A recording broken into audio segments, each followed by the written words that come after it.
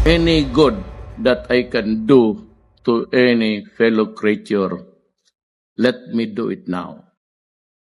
Let me not differ or neglect it, for I shall not pass this way again.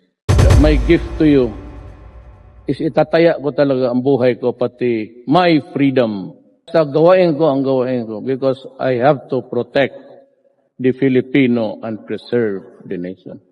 All I want the people is to just look around. Worker ako ng government, nagtrabaho lang ako. So wala akong dapat ipagyabang.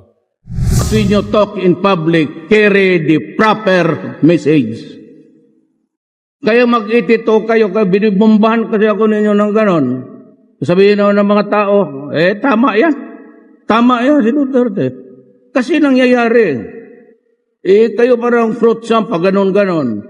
Pag na may namatay dyan na maraming massacre, na rape mga bata, hindi kayo umiimik. Alam mo, it's a matter of iyong karakter iyo yan. Yung karakter ko akin. Yung views mo sa buhay, iyo yan. Yung views ko sa buhay yan. Yung political agenda mo, iyo yan. Meron akong political agenda. Kanya-kanya tayong filosofiya magtingin sa buhay. But foremost is really, I protect the innocent at saka yung taong bayan. There is nothing wrong in trying to preserve the interest of the next generation. Ano lang yan Para walang away sa gobyerno, yung mga bagay na illegal at masama at hindi tama, huwag mong gawin. At hindi kami mag-aaway dito. I will fix government. Corruption must stop.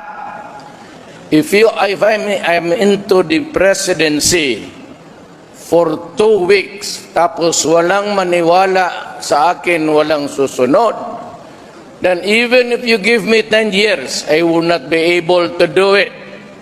Pero ako kasi sabi ko, ordinaryong tao lang ako, ayaw kong mapahiya. Kaya pag sinabi kong huminto kayo, huminto kayo. And for those really, alam ko na, I have one word for all of government dito sa Pilipinas. Stop. S-T-O-P. Just stop. Just obey the law. And for the civilians, wala kong hingin. Sabi nila, may extrajudicial killing. It's not that. It's really the interest of the country. Gagawin ko po yan. I will stop corruption, walang droga, kung maaari lang, maubos ko.